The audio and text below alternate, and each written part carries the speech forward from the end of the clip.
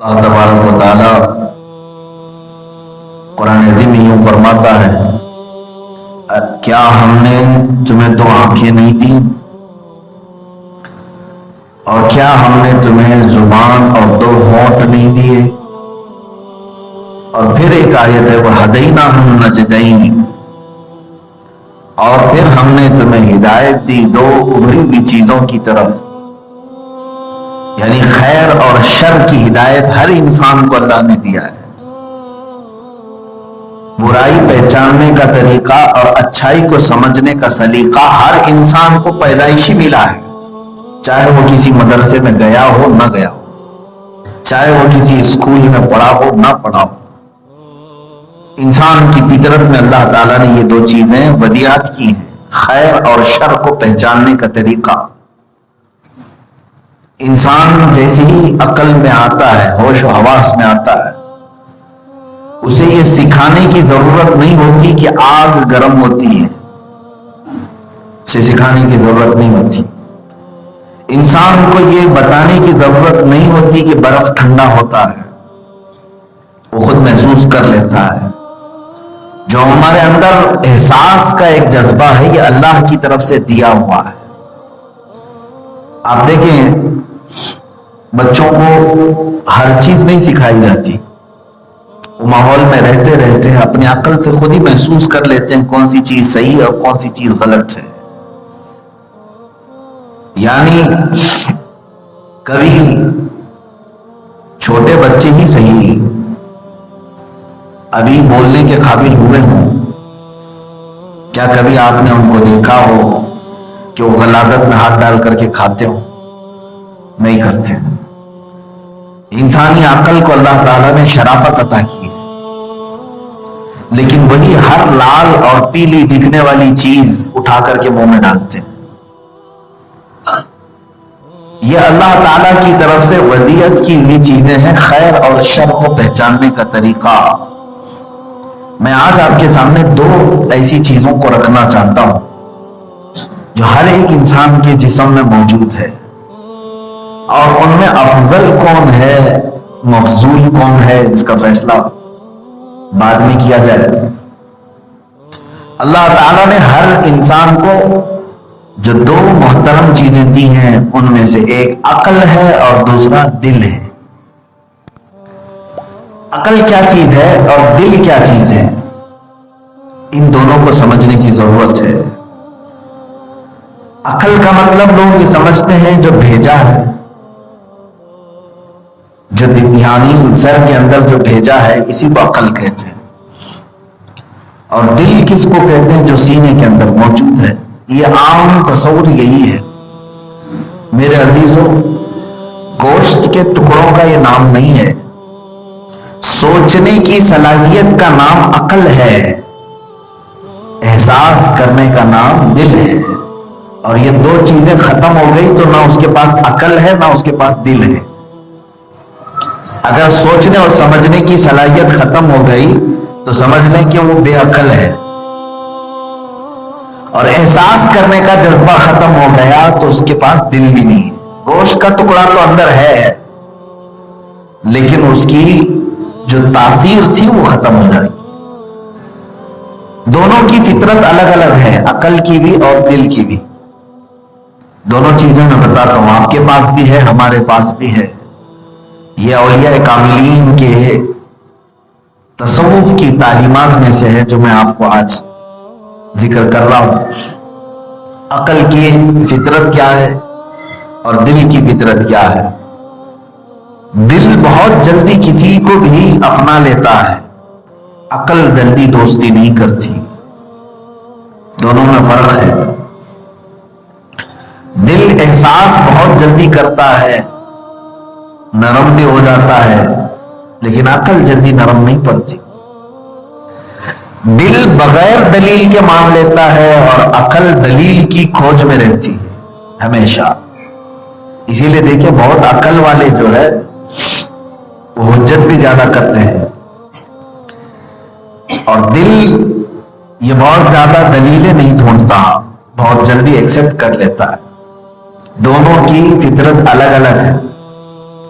یہ باتیں میں اس لیے عرض کر رہا ہوں کہ اگر ان دونوں کو آپ ملا کر کے نہیں چلیں گے تو ایک بڑی جنگ دونوں کے درمیان چلتی رہے گی، عقل کی اور دل کی۔ عقل کو دلیل چاہیے اور دل دلیل نہیں دیکھتا، اسی لیے محبت کرنے کا تعلق عقل سے نہیں ہے، دل سے ہے۔ جو بھی بندہ محبت کرتا ہے عقل نہیں کرتی بلکہ دل محبت کرتا ہے۔ نفرت کرنے کا بھی تعلق دل سے ہی ہے، عقل سے نہیں ہے۔ عقل دلیلیں دیکھتی ہے اور اس کے بعد دل اس پر جم جاتا ہے۔ کبھی ایسا ہوتا ہے کہ عقل اور دل کے اندر جھگڑا ہوتا ہے، عقل کچھ اور کہتی رہتی ہے لیکن دل اسے نہیں مانتا،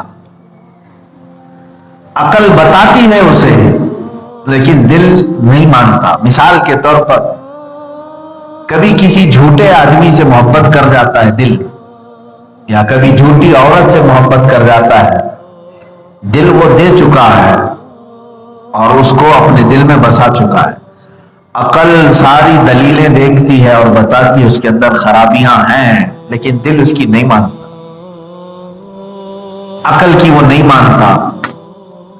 میرے عزیزوں، کبھی کبھار عقل اچھے فیصلے کرتی ہے اور کبھی کبھار برے فیصلے بھی کر جاتی ہے۔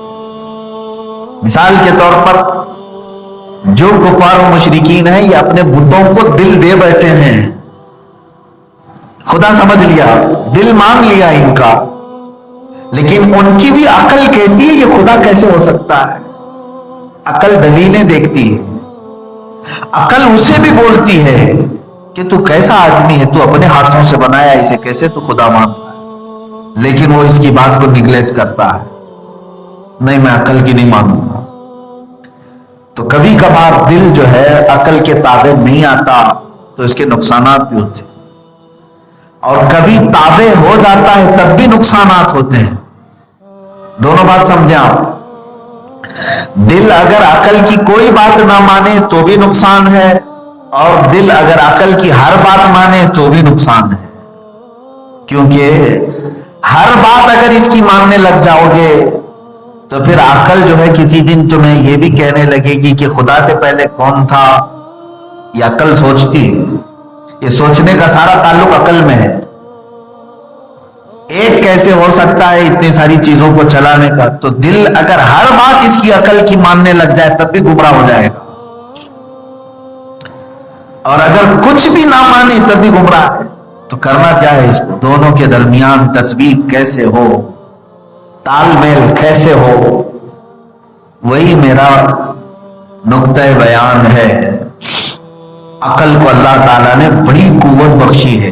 میں پہلے دونوں کو تال میل کیسے ہو سکتا ہے یہ میں بتا دوں، اصول کیا ہے ان دونوں کو لے کر چلنے کا۔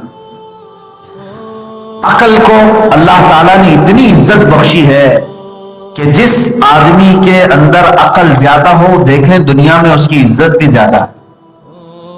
علم کا تعلق عقل سے ہے، جتنا بھی علم، میموری پاور پورا عقل کے پاس ہے۔ دل جو ہے ساری چیزیں نکالتا ہے، رکھتا ہے، عقل کے پاس میموری پاور بہت بڑا ہے۔ پورے دنیا کے کمپیوٹر ملا کر ان کے پاس جتنی ہارڈ ڈسک نہ ہوگی وہ تمہارے تنہا عقل کے پاس ہے، کیونکہ تم نے اگر 10 سال کی عمر میں بھی کسی کو دیکھا ہے تو اس کی تصویر ایسی چھپی ہے کہ 60 سال بعد بھی وہ چیز یاد آ سکتی۔ بہت سارے لوگ ہیں اپنے بچپن کی باتیں آج بھی یاد ہوں گی، تو کتنا بڑا میموری پاور ہے اس کے پاس کہ وہ ساری چیزیں محفوظ رکھتی ہے۔ عقل اس کی انتہا نہیں کہ گیگا بائٹ ہے کہ ٹیرا بائٹ ہے، کون سا بائٹ ہے یہ اب تک ہمیں معلوم بھی نہیں۔ عقل کو اللہ تعالیٰ نے وہ قوت بھی بخشی ہے کہ ہر چیز کو مسخر بھی کرتا ہے۔ یعنی شیخ سعدی رحمت اللہ علیہ فرماتے ہیں ایک انسان ہاتھی کے اوپر بیٹھ کر جا رہا تھا، ہاتھی کے اوپر بیٹھ کر جا رہا تھا تو نیچے کھڑا ہوا کوئی ایک آدمی پوچھنے لگا، ارے میاں تم اتنے بڑے جانور کو، اتنے بڑے جانور پر بیٹھ کر کے کیسے جا رہے ہو؟ تو بیٹھے ہوئے آدمی نے کہا اللہ نے جو عقل دیا ہے وہ تو استعمال کیا ہوتا تو بھی بیٹھا ہوتا۔ اس کے کہنے کا مطلب یہ ہے کہ جس کے اوپر میں بیٹھا ہوں اس کے پاس عقل نہیں. جانوروں کو اللہ نے عقل نہیں دی، سوچنے سمجھنے پڑھنے لکھنے کی صلاحیتیں ان کے پاس نہیں ہیں، لیکن انسانوں کو دی. اور اسی عقل کی بنیاد پر ہی تم شیر کو بھی مسخر کر سکتے ہو. دنیا کی ہر طاقت کو تم کنٹرول میں لانے کی قوت رکھ سکتے ہو. مجھے بتاؤ، آج ہوا میں اڑنا تو صرف پرندوں کا کام تھا، لیکن کسی بندے نے عقل کا استعمال کر کے مشینوں کو بھی اڑنے کے قابل بنا دیا. ہزاروں لاکھوں کا سفر آج ایروپلین میں ہوتا ہے. ایک مشین کو میٹل پر اگر محنت کرتا ہے انسان تو اسے کیا سے کیا بناتا ہے. عقل ہے یہ. عقل کا استعمال جہاں جہاں ہوا وہ چیزیں ترقی کی ہیں. یہ دنیا میں جتنی بھی ایجادات ہیں یہ کیسے ہوئی؟ عقل کے استعمال سے. تم یہ اور بات ہے، اللہ کا فضل ہے، انسان کو اللہ نے وہ عقل دیا ہے. کل ہی میں ایک بات پڑھ رہا تھا، جابر بن حیان کا نام سنا ہوگا، کیمسٹری کا باوا آدم جسے کہا تھا. علم کیمیا ہم اردو میں کہتے ہیں، اور ہمارے سائنس پڑھنے والے بچے کیمسٹری تو جانتے ہوں. کیمسٹری میں جابر بن حیان کو اگر نکالا جائے تو میرا چیلنج ہے، دنیا میں کوئی یونیورسٹی آج باقی نہیں رہی. جتنے بھی فارمولے آج لیب میں عمل میں لائے جاتے ہیں وہ جابر بن حیان کے دیے ہوئے ہیں. سن 190 ہجری کا یہ جابر بن حیان، 190 ہجری، آج سے تقریباً 1200 سال پہلے کی بات کر رہا ہوں. اس زمانے میں صرف عمر ان کی 16 سے 26 سال کے بیچ میں چھوٹے سے ایک گھر میں تجربے کرتا رہتا تھا. قرا امبیک نام سے ایک آلہ بنایا جو آج بھی ہر لیبوریٹری میں پائی جاتی ہے عمل تصعید کے لیے. عمل تصعید کہتے ہیں ببلیمیشن انگلش میں غالباً، یعنی کسی کی بھی ایسیڈ کو اڑا دینا، اس کا جوہر نکال دینا. یہ کسی کو نہیں معلوم. یہ پہلا انسان ہے جابر بن حیان، نائٹرک ایسیڈ بنانے والا اور نہ جانے کیا کیا تیزاب بنانے والا. کیمسٹری کی دنیا میں ہر چیز ایجاد کر کے رکھ دیا. صرف 26 سال کا. عقل کیا تھی؟ جس چیز پر محنت کیا دنیا کو ایک نئی چیز لا کر کے دیا. تو اللہ تعالیٰ نے جو عقل دیا ہے اس کی وسعت بہت زیادہ ہے. اسی لیے تو شاعر نے کہا دونوں چیزیں ہیں تمہارے پاس، اس عقل کے ذریعے سے اتنا پھیل سکتے ہو کہ شاعر نے کہا ہے اگر پھیلے تو وسعت کونین میں سما نہ سکے، اور اگر سمٹے تو بس ایک مشت خاک ہے انسان. اگر سمٹ گیا اسے کچھ کرنا ہی نہیں ہے تو صرف ایک مٹھی بھر مٹی ہے یہ، اور کچھ بھی نہیں ہے. اور اگر پھیل گیا تو پھر کونین کی وسعت میں سما نہیں سکے گا. اتنا علم آ سکتا ہے. یہ عقل ہے. تو میں عقل کی تھوڑی سی فضیلت عرض کر رہا تھا، لیکن ایک بات یاد رکھنا، غرور، تکبر، حسد، جلن، یہ تمام صفات عقل کے پاس ہی ہیں. اکڑنا، گھمنڈ کرنا یہ عقل کا ہی کام. دل نہیں کرتا یہ سب چیزیں. دل بیچارہ دیوانگی اور عشق مجازی، عشق حقیقی میں مبتلا رہتا ہے. عقل کے یہ سارے کام.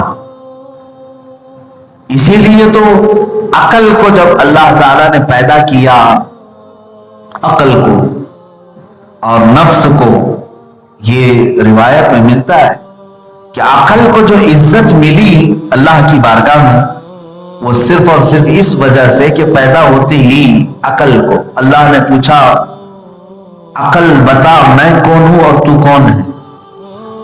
تو عقل نے سب سے پہلا جواب دیا میں بندہ ہوں اور تو رب ہے. یہ صحیح جواب. لیکن ساتھ میں نفس جو ہمارا تھا اس نے انکار کیا تھا، غرور و تکبر کیا تھا. بہرحال تو عقل کے پاس عزت بھی ہے، اور عقل اگر غرور و تکبر میں آئے تو یہ بہت جلدی انسان کو لے ڈوبتی ہے. बड़े बड़े अकल वाले फिसल भी जाते हैं। अब आए दिल की तरफ। ये छोटी सी चीजें मैंने अकल की बताई। दिल क्या क्या करता है, इसकी फितरत क्या है?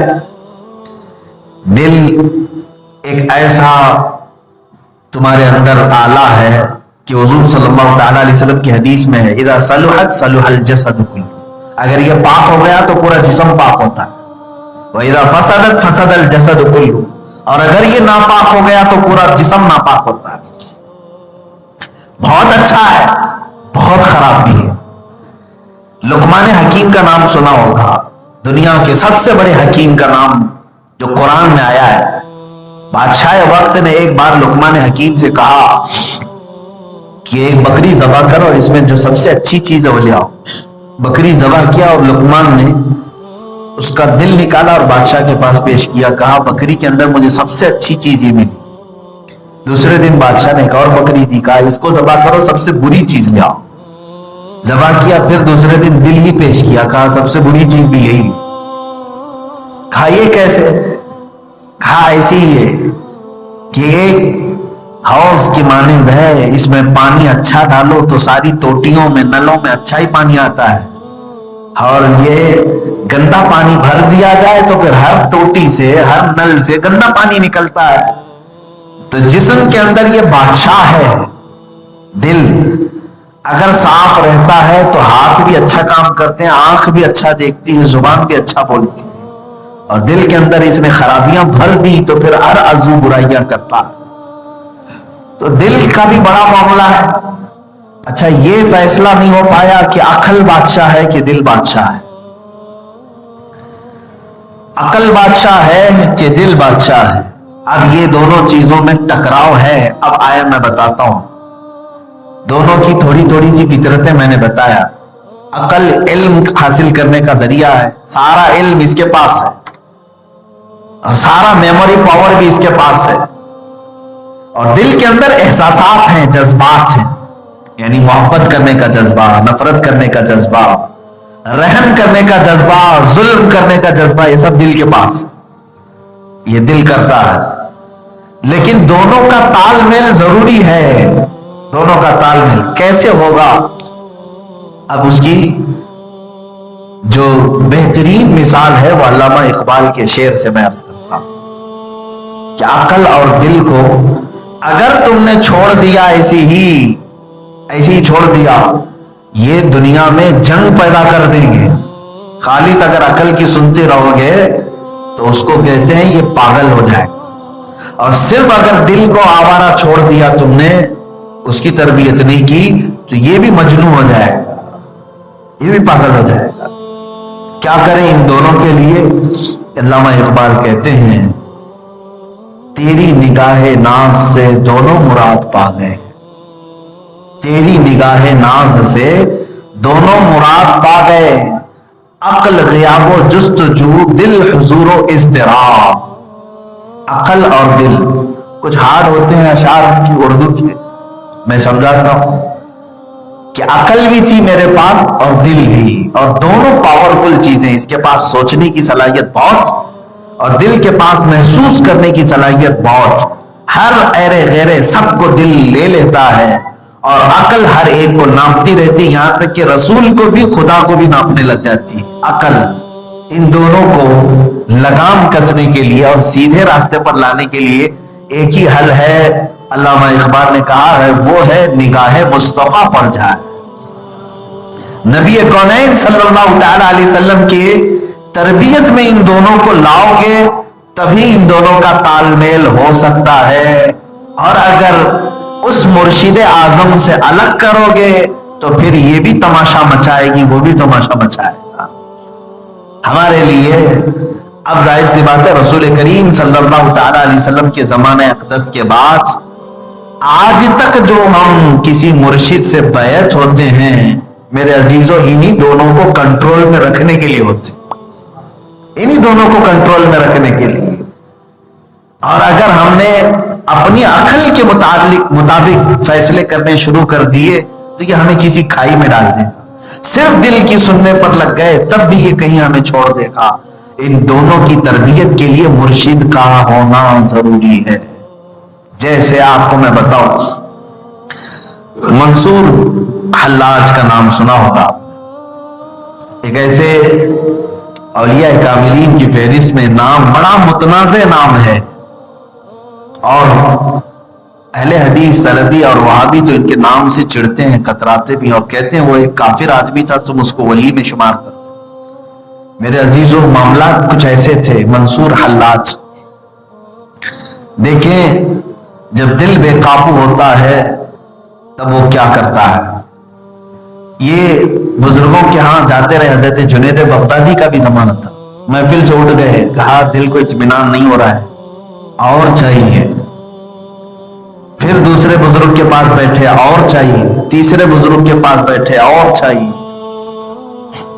दिल की तलब बढ़ती रही, यहां तक कि मंसूर हल्लाज का एक वक्त ऐसा आया कि वो अपनी जुबान से ये कहने लगे, अनल हक, मैं खुदा हूं, मैं खुदा हूं।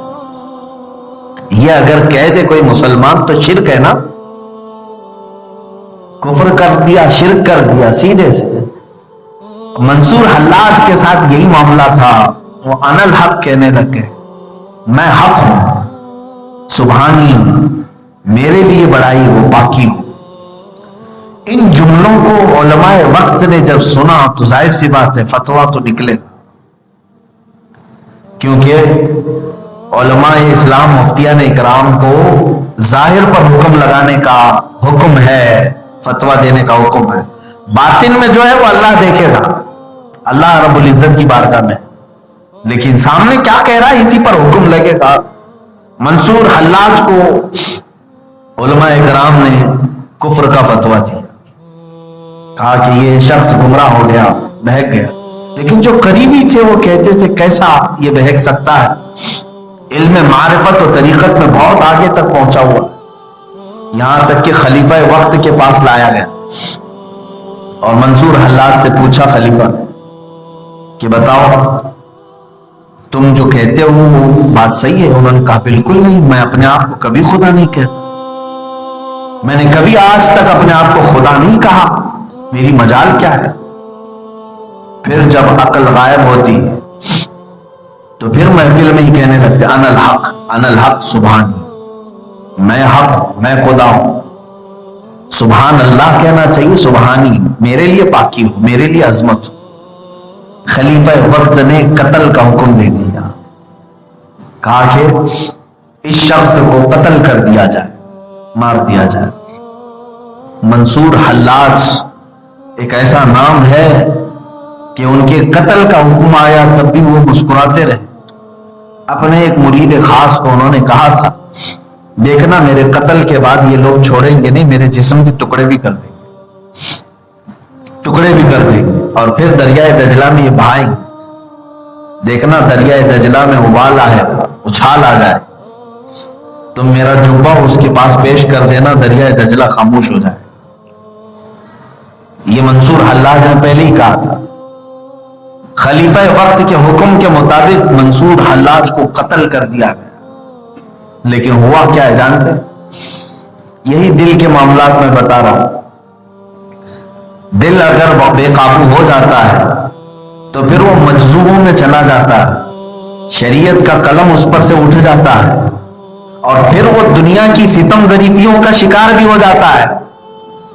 उस पर हुक्म लगेगा, सिर्फ दिल की सुन रहे हो तुम, अकल का इस्तेमाल करो, तो सिर्फ दिल बेकाबू हुआ रब्बे जुल जलाल की मोहब्बत में ही अगरचे, तो उनका कत्ल हो गया, टुकड़े भी हुए। लेकिन क्या हुआ जानते? महफिल में खड़े लोग इस बात को देखकर अश अश कर गए, मंसूर हल्लाज के हर टुकड़े से भी अनल हक की आवाज आ रही थी। वो आवाज आ रही, हमने इसकी जुबान बंद करने के लिए इसे कत्ल कर दिया और टुकड़े कर दिया, और हर टुकड़े से भी आवाज आती। मेरे अजीजों, जिंदा हो जाते हैं जो मरते हैं हक के नाम पर। अल्लाह अल्लाह, किसने मुर्दों को, मौत को मसीहा कर दिया।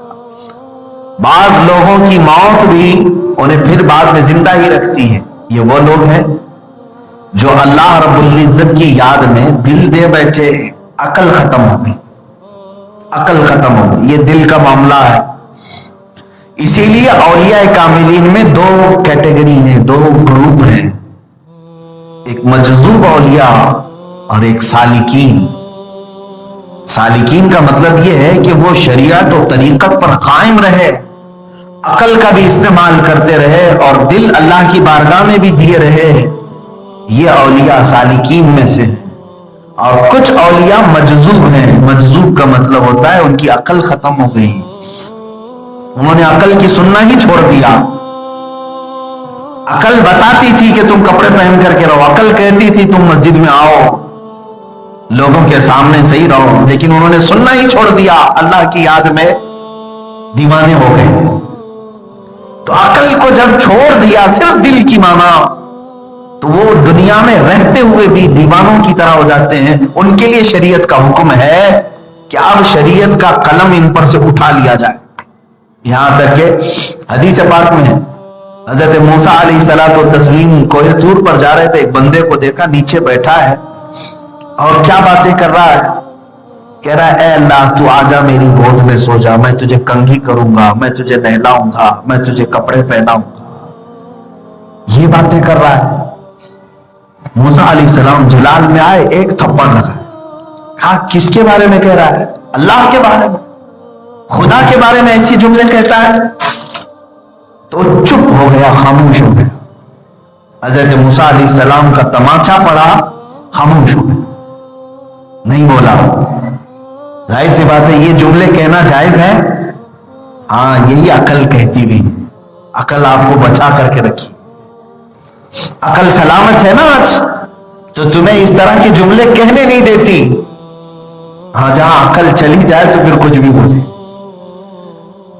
تو حضرت موسیٰ علیہ الصلوۃ والتسلیم کوہ طور پر آئے، اللہ تعالیٰ سے مناجات کرتے تھے، کلام کرتے تھے، لیکن اس دن کوئی کلام نہیں ہوا۔ آپ اللہ تعالیٰ کی بارگاہ میں عاجزی کے ساتھ عرض کرنے لگے، مولا مجھ سے کوئی خطا ہوئی؟ رب تعالیٰ کی طرف سے جواب آیا، اے موسیٰ تم نے میرے ایک پیارے کو مجھ سے دور کیوں کر دیا؟ میرے ایک محبوب کو تم نے تماچا لگا کر خاموش کیوں کر دیا؟ حضرت موسیٰ علیہ السلام نے عرض کیا، مولا کیا وہ تیرا محبوب ہے جو تیرے بارے میں ایسے ایسے کلمے کہہ رہا ہے؟ تو اللہ تعالیٰ نے فرمایا، اے موسیٰ اس نے اپنا سب کچھ میرے پاس بیچ دیا، اب اس کے پاس عقل بھی نہیں، اب وہ میرے متعلق جو بھی کہے میں اسے پسند کرتا ہوں۔ میرے عزیزوں، یہ مجذوبوں کے لیے کہہ رہا ہوں، کسی بھی ایرے گہرے پاگل کو مجذوب مت بول دینا۔ آج کچھ لوگ ایسے پیچھے پڑے ہوئے ہیں کچھ لوگوں کو، ارے وہ مجذوب بابا ہیں، یہ مجذوب بابا ہے۔ ایک بات یہ بھی یاد رکھ لو، آپ مجذوب کو ڈھونڈنے کا حکم بھی نہیں ہے آپ کو، اگر نظر بھی آ جائے تو تم دور ہو جاؤ، کیونکہ ان کے پیچھے پڑے رہو گے تو تمہاری شریعت بھی خراب ہو سکتی ہے اور آخرت بھی خراب ہو سکتی ہے۔ اس کی وجہ کیا ہے؟ تم تو عقل والے ہو، اور ان بابا کے پیچھے رہ کر کے تم اگر ان کی ہی طرح کرنے لگ گئے تو میرے عزیز ان کا معاملہ اور ہے، تمہارا معاملہ اور ہے۔ بات سمجھ میں آ رہی ہے؟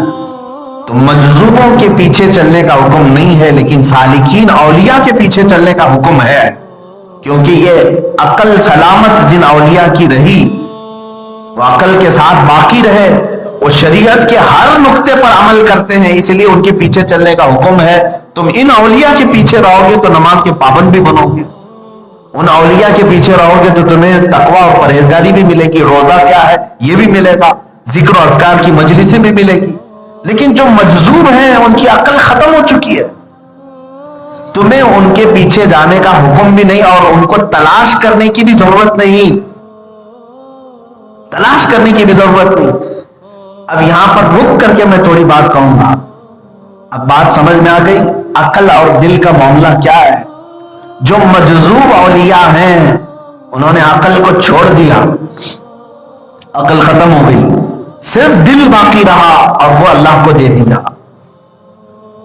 وہاں جا کر کے، وہاں پہنچ کر کے وہ مجذوب بنتے ہیں۔ ہاں، اگر دل کو چھوڑ دیا، صرف عقل کو استعمال کیا تو کیا بنتے ہیں جانتے ہیں؟ دونوں چیزیں سمجھ لیں آپ۔ مجذوب کسے کہا میں نے؟ جو عقل کو چھوڑ دیا ہو اور صرف دل ان کے پاس، اور دل وہ بھی اللہ کے لیے وقف کر دیا، وہ مجذوب ہوئے. اور جس نے دل چھوڑ ہی دیا، صرف عقل استعمال کیا، وہ شیطان بنتا ہے، ابلیس ہو جاتا ہے. دیکھا نہیں آپ نے کہ ابلیس نے صرف عقلی دلیل کی بنیاد پر آدم علیہ السلام کو سجدہ کرنے سے انکار کر دیا. دل کا اگر استعمال وہاں ہوتا تو دل اتنا تو مانتا، آدم چاہے کروڑ سال بعد ہی کیوں نہ پیدا کیے ہوئے ہوں. ابلیس یہ ضرور سوچتا، دل اگر استعمال ہوتا کہ آدم اگرچہ میرے بعد پیدا ہوئے ہیں علیہ السلام، لیکن مجھے یہ دیکھنا چاہیے حکم کس کا ہے، میرے رب کا ہے. لیکن وہاں اس نے دلیل کیا استعمال، ارے میں آگ سے بنا ہوں، یہ مٹی سے بنا ہے، یہ عقلی دلیل ہے. تو عقل جہاں جہاں دلیل کے طور پر تمہیں لے کے آئے گی، تو وہاں صرف اور صرف عقل کا استعمال کرو گے تو پھر ابلیس ہو جاتا ہے. یہی دیکھیں، اسی لیے شاعر نے کہا ہے حضرت ابراہیم علیہ السلام کے اس موقع پر دیکھیں آپ، توجہ ہے، نمرود نے آگ بھڑکائی اور اتنی آگ بھڑک گئی کہ شعلے بہت بلند ہوئے. اب ابراہیم علیہ السلام کو ڈالا جانے والا ہے.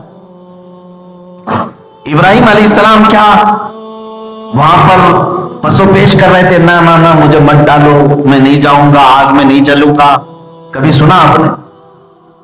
ابراہیم علیہ السلام کو جب ڈالا جا رہا تھا تو روایت تو یہ ہے کہ آپ شوق سے آگ میں کودے تھے، شوق سے گئے تھے، ناپسندیدگی کے ساتھ نہیں. اب یہاں کیا معاملہ ہے؟ آگ سامنے ہے، امتحان میں ڈالا جا رہا ہے، دونوں چیزیں یہاں پر تمہاری ہیں. عقل کیا کہے گی؟ جل جائے گا. عقل کو معلوم ہے کہ آگ گرم کرتی ہے، جلاتی ہے. اب یہاں ابراہیم علیہ السلام نے کس کی سنی تھی؟ اسی لیے شاعر نے کہا ہے، بے خطر کود پڑا آتش نمرود میں عشق، عقل محو تماشائے لبے بام تھی ابھی. شاعر کہہ رہا ہے یہ وہ گھڑی تھی جب عقل اور دل میں ٹکراؤ ہو رہا تھا. عقل کہہ رہی جل جائے گا، بار بار کہہ رہی تھی اتنی بڑی آگ میں نہ کود. دل یہ کہہ رہا تھا آگ کو گرمی بھی تیرے خالق نے دی ہے، کود جا. وہ اگر آگ پر قدرت رکھتا ہے تو تیرے لیے وہ ٹھنڈی بھی کرنے پر قدرت رکھتا ہے. یہاں پر دل کا معاملہ تھا، دل کود پڑا. اسی لیے میرے عزیزو، ان دونوں کا تال میل ہونا ہے تو رسول پاک صلی اللہ علیہ وسلم کی تربیت میں آنا ضروری ہے. حضور پاک صلی اللہ تعالی علیہ وسلم کے اصحاب، صحابہ کس چیز کا استعمال کرتے تھے؟ صرف عقل کا یا دل کا؟ دیکھیں بعض اوقات میں عقل دلیلیں دیتی ہے، اس وقت تمہیں اپنے دل کی سننا ہوگا. نوجوان دولہا ہے، آج شادی کیا ہوا ہے، اپنی عورت کے ساتھ سہاگ رات منا رہا، اور باہر سے اعلان ہو رہا ہے کہ رسول پاک صلی اللہ تعالی علیہ وسلم جہاد میں چل رہے ہیں. عقل تو ہزار دلیلیں دے گی، ابھی آئی ہے میری دلہن، ابھی تو اس کا سہاگ ہے، ابھی تو بہت ساری چیزیں باقی ہیں. تو یہ عقل ہے جو دلیلیں دے گی. حنظلہ رضی اللہ تعالیٰ عنہ صحابی رسول، پہلی رات کے دولہے نے عقل کی دلیلیں نہیں مانی بلکہ اپنے دل کو مانا کہ یہ رسول پاک کا دیوانہ تھا، بستر چھوڑ دیا اور چل پڑے. یہ صحابہ اکرام رضوان اللہ تعالیٰ علیہ مجمعین اس دل کو کہاں مانتے تھے؟ ہاں اگر دل کسی دوسرے کی طرف کھینچنے لگے تب پھر عقل کا استعمال کرنا ہوتا ہے. نہ، یہ دل غلط جگہ لے جا رہا ہے. اور ایک مثال میں آپ کو بتا دوں، آپ دیکھیں حضور اکرم صلی اللہ تعالی علیہ وسلم اعلان فرما رہے ہیں کہ جہاد میں اپنے اپنے جوانوں کو بھیج دو. خاتون ہے مدینے کی، 2 سال کا بچہ لے کر کے حضور کے پاس آئی قربان کرنے کے لیے. آپ کو معلوم ہے عقل بڑی دلیلیں دے گی، بچہ ہے، دودھ پیتا ہے، چھوٹا ہے، آنکھوں کا تارا ہے، گھر میں اسی سے روشنی ہے، یہ تمام دلیلیں عقل کی. لیکن اس صحابیہ نے اپنے دل کی مانی، کہا یہاں حکم رسول اللہ کا ہے، میرے آقا صلی اللہ تعالی علیہ وسلم نے فرمایا ہے تو میں نے دل ان کو دیا ہے، تو پھر دل کو ماننا ہوگا۔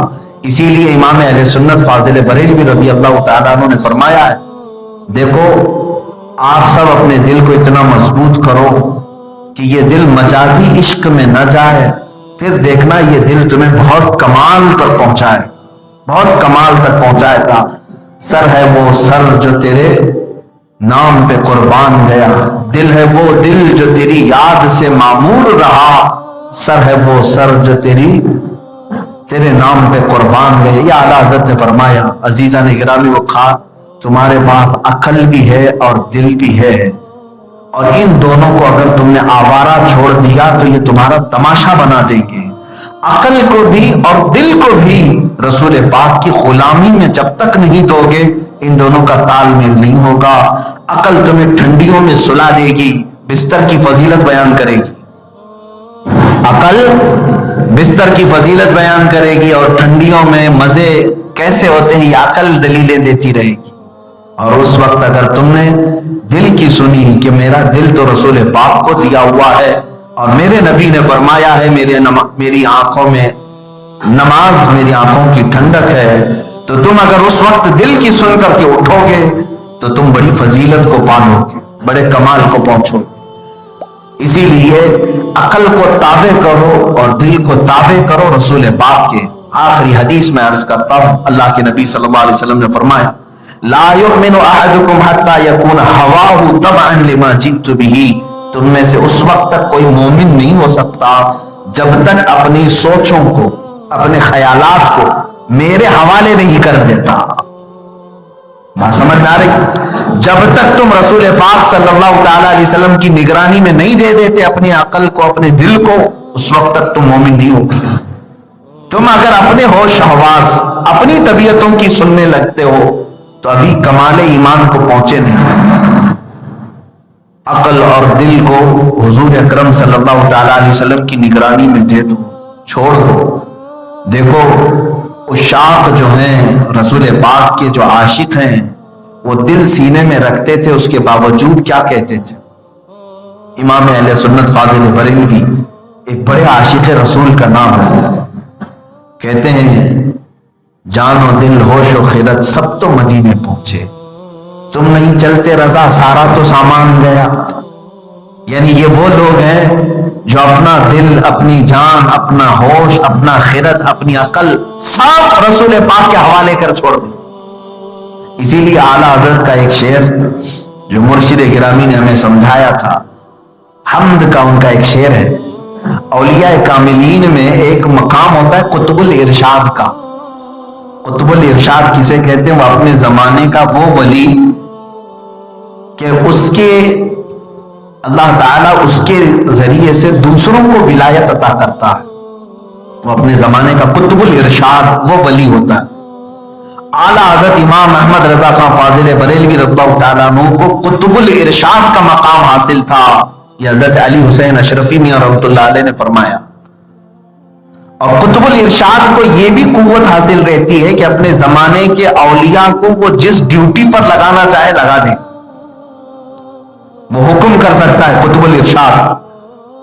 ایک بار اس قطب الارشاد نے سارے لوگوں کو حکم دیا، وہ اپنے شعر میں انہوں نے لکھا ہے، اپنے شعر میں حمد کے شعر میں لکھا ہے، ارے اے خدا کے بندو کوئی میرے دل کو ڈھونڈو، ابھی پاس تھا یہی تو ابھی کیا ہوا خدایا، نہ کوئی گیا نہ آیا تجھ حمد ہے خدایا۔ اپنے شعر میں انہوں نے لکھا ہے اس کو، ہم پہلے اس کا معنی سمجھتے ہی نہیں تھے کیا ہے۔ ہمارے حضرت نے ہمیں سمجھایا تھا کہ قطب الارشاد اپنے وقت کا وہ قطب ولی سارے اولیاء کو حکم دے رہا ہے اپنے زمانے کے کہ اے اولیاء وقت جاؤ رضا کا دل کہاں ہے یہ ڈھونڈ کے لاؤ۔ دل کا مطلب گوشت کا ٹکڑا نہیں، میں نے سب سے پہلے ہی سمجھایا۔ ارے اے خدا کے بندو کوئی میرے دل کو ڈھونڈو، ابھی پاس تھا یہی تو ابھی کیا ہوا خدا ہے۔ یعنی یہ اولیاء وقت کا دل کبھی ان کے پاس رہتا اور کبھی کہیں چلا جاتا، کہاں گیا ڈھونڈ کے لاؤ۔ تو یہ تھا حکم قطب الارشاد کا تو اولیاء وقت ڈھونڈنے میں لگ گئے، دیکھیں کہاں ہے دل، کیونکہ قطب الارشاد نے حکم دیا ہے دل ڈھونڈنے کے لیے۔ تو سارے ڈھونڈتے ہیں اور اس کے بعد جواب دیتے ہیں۔ ان کا جواب بھی اعلیٰ حضرت نے اپنے شعر میں لکھا ہے۔ وہ سارے اولیاء وقت نے جواب میں یوں کہا، ہمیں اے رضا تیرے دل کا پتہ چلا بمشکل، ہمیں اے رضا تیرے دل کا پتہ چلا بمشکل، بہت مشکل سے ہمیں اس کا پتہ ملا ہے تیرے دل کا۔ جواب میں انہوں نے کہا، پوچھا قطب الارشاد نے کہاں ہے؟ تو یہ اولیاء وقت کہتے ہیں، ہمیں اے رضا تیرے دل کا پتہ چلا بمشکل، درے روزہ کے مقابل ہمیں وہ نظر آیا، یہ نہ پوچھ کیسے پایا تجھے حمد ہے خدا۔ یہ اولیاء وقت نے کہا ہم نے ہر جگہ ڈھونڈا کہ رضا کا دل کہاں بھٹک رہا ہے، پھر ہمیں نظر آیا کہ وہ تو در حبیب پر لٹکا ہوا۔ یہ ہے دل کی اصل ڈیوٹی میرے عزیزوں، کہ جب تک تم اس رسول پاک کے حوالے نہیں کرو گے، یہ دل تمہیں مجازی عشق میں، مجازی دیوانگی میں فنا کر دیتا۔ اسی لیے وہ جوان بگڑتا ہے جس کا دل خالی ہے، جس کا دل رسول پاک کی محبت سے بھر گیا ہو، دنیا کی محبت اس میں جلدی نہیں آتی۔ اسی لیے صابر کلیری رحمت اللہ تعالی علیہ نے یہ فرمایا تھا، اللہ نے ایک ہی دل دیا ہے اور وہ میں نے اپنے رب کو دے دیا ہے، دوسرے کے لیے میرے پاس کوئی حصہ ہی نہیں، اللہ اس کے رسول کے لیے میں نے دے دیا ہے۔ اور یہی اولیاء وقت، مفتی اعظم ہند رضی اللہ تعالیٰ اپنے وقت کے ایک ولی کا نام ہے، وہ خود اپنے ایک شعر میں فرماتے ہیں کہ اللہ تبارک و تعالیٰ نے جو دل دیا ہے، اگر اس کو میں دو ٹکڑے کر دوں، اگر میں دو ٹکڑے کر دوں تو فرماتے ہیں کہ ایک پر خدا ایک پر ہو تو ایک پر محمد، اگر قلب اپنا دوبارہ کروں میں، حبیب خدا کا نظارہ کروں میں، دل و جان ان پر نثارہ کروں میں۔ کہتے ہیں خدا ایک پر ہو تو ایک پر محمد، اگر قلب اپنا دوبارہ کروں میں، اگر میں اپنے دل کے دو ٹکڑے بھی کر دوں تو تمہیں نظر آئے گا ایک ٹکڑا اللہ کے لیے وقف کیا ہوا ہے، دوسرا محمد عربی کے لیے۔ یہ ہے اولیاء کی تعلیمات، یہ ہے تصوف۔ میرے عزیزوں کے دل کو جب تک تابع نہیں کرو گے، حضرت ابوبکر شبلی رضی اللہ تعالیٰ عنہ سے پوچھا گیا، اب ہمارے ذکر کا وقت قریب ہے، آپ سے پوچھا گیا کہ اللہ تبارک و تعالیٰ کا ذکر کرنا ہے، دیکھیں یہاں پر بھی عقل بھی ہے اور دل بھی ہے۔ جب ہم مجمع میں ہوتے ہیں، اچھا یہ ابھی جو بیٹھا ہوا ہے عقل والوں کا مجمع ہے، عقل والوں کا مجمع ہے، اور جہاں ہاتھ پیر پھیل گئے، کپڑے نکل گئے، تو سمجھ لو پھر وہ عقل والا نہیں ہے۔ عقل جو ہے اپنے آپ کو سمیٹ کر کے بٹھاتی ہے، لوگ دیکھ رہے ہیں مجھ کو، اپنے آپ کا خیال کرواتی ہے، ہاں کپڑے صحیح سمت میں ہوں، پیر صحیح ہوں، کوئی ایسا غلط کام دکھتا نہیں۔ ہاں عقل جب سو جاتی ہے اور صرف دل رہتا ہے تب وہ پھیل جاتا ہے، کچھ بھی کرتا ہے۔ تو ابوبکر شبلی رضی اللہ تعالیٰ عنہ سے پوچھا گیا کہ اللہ تبارک و تعالیٰ کا ذکر کرتے رہیں، مٹھاس کب ملے گی اس کی، اس ذکر کی لطافت، اس کی حلاوت، اس کی لذت کب ملے گی؟ کتنا بڑا جواب دیتے، فرماتے ہیں جب تک عقل کے ساتھ ذکر کرتا رہے گا مٹھاس نہیں ملے گی۔ بات سمجھ میں آ رہی ہے؟ جب تک عقل کے ساتھ ذکر کرتا رہے گا مٹھاس نہیں ملے گی۔ مطلب یہ ہے کہ تم اللہ رب العزت کے ذکر میں کھڑے ہو لیکن سوچ رہے ہو کچھ اور بھی، میرا بغل والا مجھے دیکھ رہا ہے، میں کہاں کھڑا ہوں یہ بھی خیال ہے، مجھے سامنے شیخ ہیں، مولانا ہیں، امام ہیں، دیکھ رہے ہیں، پتہ نہیں کیا ہو رہا ہے، اور میری آواز زیادہ ہو رہی ہے کم ہو رہی ہے اس کا بھی مجھے ہوش ہے، خیال ہے۔ اور یہ سب چیزیں جب نکل گئی عقل سے، عقل وہاں ساتھ چھوڑ دے، تب حضرت شبلی فرماتے ہیں تب تجھے ذکر کی حلاوت ملے گی۔ ابھی آپ کے لیے نہیں ہے یہ بات، ابھی ذکر کے حلقے میں نہ کریں، لیکن حضرت ابوبکر شبلی فرماتے ہیں تجھے ذکر کی حلاوت اس وقت ملے گی جب لوگ تجھے دیوانہ کہنے لگے، तुझे पागल समझने लगे, यानी तू अकल के साथ नहीं है। मेरे अजीजों, यही तो बात मुफ्ती आजम हिंद रहमतुल्लाह ताला अलैह के जमाने में एक मजजूब थे, वो सिर्फ तहबंद पहन करके रहते थे, सिर्फ लुंगी पहने रहते थे, और एक किनारे जहां कचरे लोग फेंकते थे वहीं बैठे रहते थे अक्सर। एक साहब वहां से जा रहे थे तो उस मजजूब बुजुर्ग ने बुलाया, कहां जा रहे हो? बड़े मौलाना के पास जा रहे हो? मुफ्ती आजम हिंद को बरेली में उस वक्त बड़े मौलाना कहते थे। कहा हाँ वहीं जा रहा हूं। एक नीचे कचरे में पड़ा हुआ कागज का टुकड़ा उठाया, उंगली से यूं किया, कहा जाओ बड़े मौलाना को दे दो, तुम्हारे बड़े मौलाना को दे दो। तो आए, महफिल में बैठे और डरने लगे, कुछ है ही नहीं इसमें, कागज का टुकड़ा है, उंगली घुमा के दिया है, दूं कि ना दूं ये सोचते रहे साहब। महफिल जब खत्म होने के करीब थी तो डरते डरते उन्होंने कहा कि हुजूर वो फलां जगह कांकर टोले नाम है बरेली में, वहां एक बाबा बैठे रहते, मैं आ रहा था तो उन्होंने उंगली से यूं करके दिया है, मुझे डर लग रहा था कि आपकी बारगाह में पेश करूं ना करूं। तो मुफ्ती आजम हिंद ने वो ले लिया, वली रा वली नहीं शनासत, वली को वली पहचानता है। मुफ्ती आजम हिंद ने देख करके मुस्कुराया, कहा कुछ है तो नहीं इसके अंदर, कुछ लिखा हुआ नहीं है। आपने भी अपनी उंगली घुमाई और दिया कि जाओ बाबा को दे दो। तो वो साहब आए, वो ना इधर की तहरीर उन्हें मालूम थी ना उधर की तहरीर। मेरे अजीजों, ये आम आदमी ये कहेगा कि पागल लोग तो नहीं, दीवाने तो नहीं, ये अकल है। जहां अकल ये कहने लगती है। अब वो टुकड़ा कागज का लेकर के आया, वो बाबा बैठे हुए थे भी, तो उनके पास उसने दे दिया कि बड़े मौलाना ने वापस तुम्हारी चिट्ठी भेज दी है। वो लेते हैं और ले करके उस कागज को नीचे डाल दिया और अपनी जो लुंगी थी तहबंद वो भी खोल दिया और नंगे होकर के चले। जो कपड़ा पहने थे वो भी उतार दिया और चले गए। तो ये सोचने लगा ये क्या मसला है, मैं चिट्ठी दिया उससे पहले तक तो तहबंद पहने हुए थे, उसके बाद वो भी इन्होंने उतार दिया।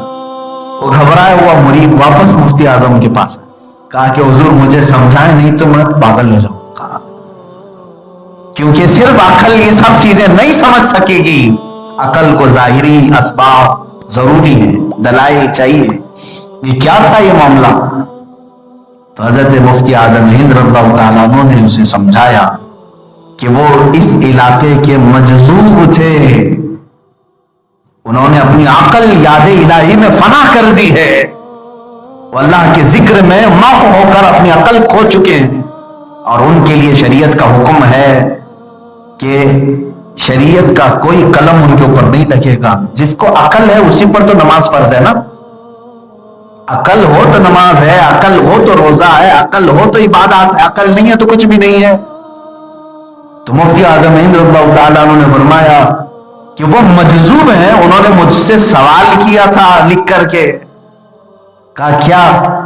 कहा कि बड़े मौलाना साहब ये बताएं कि जो बंदा अपने खालिक और अपने महबूब की याद में सारी दुनिया छोड़ दिया है, सारी दुनिया छोड़ दिया, कुछ भी नहीं है उसके पास सिवाय एक तहबंद के, एक लुंगी के, इसके अलावा मेरे पास कुछ नहीं है, लेकिन अकल अभी भी ये कहती है कि ये लुंगी उतारेगा तो लोग क्या कहेंगे, लोग क्या कहेंगे, लोग कैसे देखेंगे। तो क्या आपकी शरीयत और आपका मसला ये मुझे इजाजत देता है कि मैं अपने खालिक और मालिक की याद में ये भी छोड़ दूं? मुफ्ती आजम हिंद फरमाते उनका ये सवाल था, मैंने जवाब में ये लिखा कि जिसके पास अब अल्लाह की याद में होश भी नहीं रहा उसे तहबंद की भी जरूरत नहीं, जिसके पास अकल भी नहीं रह गई, अरे जिसको खाने पीने का एहसास नहीं है कि खाना कब खाना चाहिए कब नहीं, ये मजजूब औलिया वो होते। तो आपने फरमाया उसको न तहबंद की जरूरत है न लिबास की जरूरत है, क्योंकि वो अपने आप को फना कर चुका है। कहा मैंने ये जवाब लिखा हो, जवाब के बाद उन्होंने जो किया तुमने देखा। मेरे अजीजों, ये तमाम बातें आपके सामने मैं सिर्फ आज मौजू से रिलेटेड थी इसीलिए अर्ज कर रहा हूं। پھر میں آپ کو تنبیہن کہتا ہوں کسی بھی جھوٹے بابا کے پیچھے نہ پڑ جانا، نہ مجذوب کو ڈھونڈنے کی فکر کرنا۔ بعض لوگ اب یہاں کہتے ہیں یہ چبھتی ہوئی باتیں ہیں کہ ہمارے پیر صاحب نماز نہیں پڑھتے ہیں۔ کیوں میاں کیوں نہیں پڑھتے؟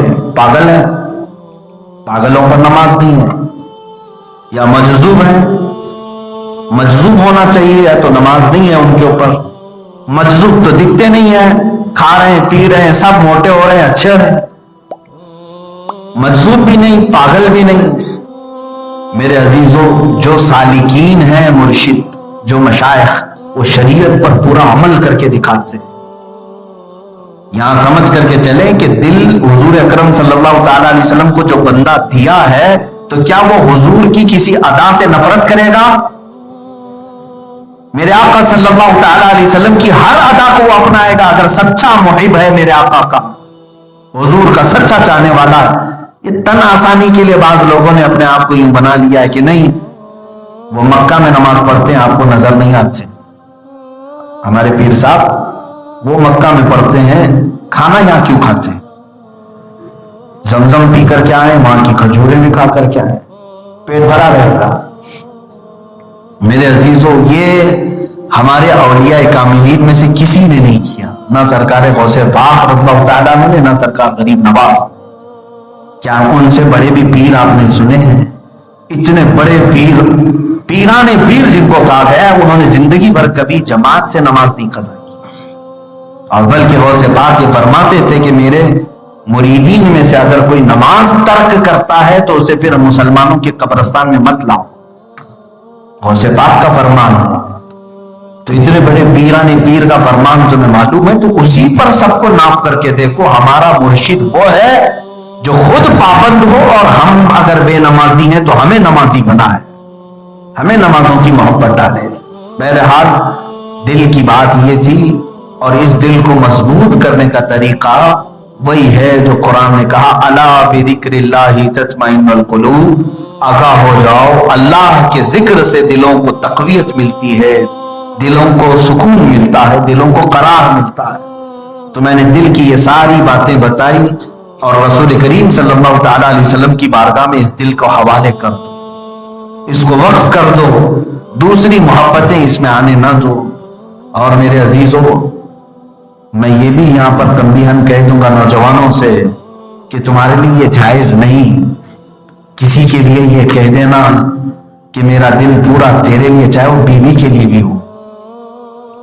آپ مجازی محبوباؤں کو یہ کہہ دیتے ہیں میری جان سب تیرے لیے ہے، میرا دل سب تیرے لیے۔ اس طرح کا جملہ ایک محبت رسول میں رہنے والے نوجوان کو زیب نہیں دیتا۔ ہاں، صحابہ کا جو جذبہ تھا وہ کیا تھا؟ ارے میاں، سب سے زیادہ محبت کرنے کے قابل دنیا میں ماں باپ ہوتے ہیں، ماں باپ سب سے زیادہ محبت کرنے کے قابل ہوتے ہیں۔